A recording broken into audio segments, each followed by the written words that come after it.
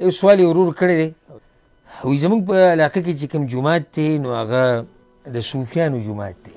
دا نن سبا چې کوم صوفیان دي د دوی جومات دی او دوی وایي پیغمبر صلی الله علیه وسلم وسیله کوي، د توسل دا مسله کوي. نو آیا موږ په دوی پسې شاته مونځ کولی شو که نه؟ الجواب صوفیان دا نن سبا چې کوم تصوف دی، نن سبا چې کوم تصوف دی دا ګمراهي ده. دا تصوف دا د ګمراهۍ نه او د شرکیاتو نه او د قبر پرستۍ نه او د خزعبلاتو نه او د دې ګډ وډو کارونو نه او خبرو نه خالي نه دی. دا کم تصوف چې زموږ په دې ملکونو کې ډېر زیات دي. د تصوف دا مذهب دا ګوره زموږ په ملکونو کې ښه په زور او شور سره دی. نو په تصوف والو کې دا مسلې د ورور خبره صحیح ده چې دوی توسل بالنبي کې پیغمبر صلی الله علیه وسلم وسیله کوي. نو په دوی پسې شاته مونځ کېږي او که نه؟ الجواب توسل دا په دوه قسمه دی.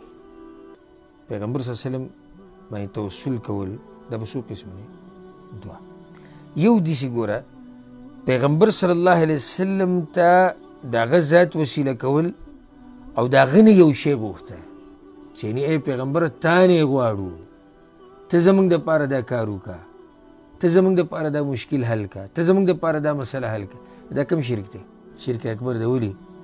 ځکه چې غیر د الله نه علاوه د بل چا نه غوښتنه کوي په هغه څه کې چې په صرف الله قادر دی. دویم توسل څه ته وایي؟ دویم توسل دا دی چې داسې ووایي چې یا الله د پیغمبر په وسیله مې وبخه. نو غواړي د چا نه؟ د الله نه. خو پیغمبر یې صرف څه کو؟ وسیله. د پیغمبر د مخه په موږ باندې باران راووروه، د پیغمبر په مخه په موږ باندې رحم وکړه. دا بدعت دی. هغه اولنی شرک دی او دا دویم څه دی؟ بدعت دی. که د اولنی قسم توسل په چا کیږي نو په ده پسې شاته مونځ نه کېږي، ځکه چې خپل مونځ یې نه کېږي او چې خپل مونځ یې نه کېږي په ده پسې شاته مونځ نه کېږي. او که چېرته د بدعي توسل پکې بدعتیان وي نو د بدعتیانو په باره کې ما ډېرو ځایونو کې دا مسله ذکر کړې ده چې داسې ټیم کې به دا ګورې که خوا کې بل جومات وي چې په هغې کې سني امام وي د دغه بدعاتو نه صفای او نږدې او ته ورته تللی شي هلته ځه.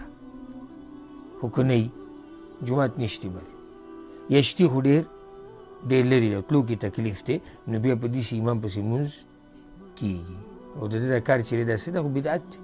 د هغې د لاسه د امام د اسلام نه وځي. پوه شوې که نه؟ نو توسل په څو قسمه شو؟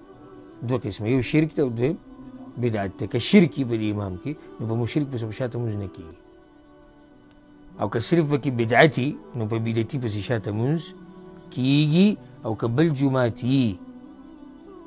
جومات وي او هغې ته تله اساني او سني امام پکې نو هلته تله پکار دي.